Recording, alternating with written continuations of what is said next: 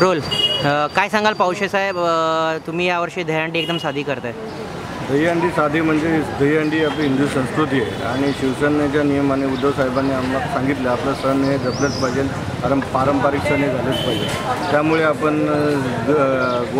गोविंदा पथकाला पण काही हानी न होता एक आपण साध्या पद्धतीने संस्कृती जपण्यासाठी ही छोटी दहीहंडी मी दरवर्षीच असते, यावर्षी पण माझी आहे.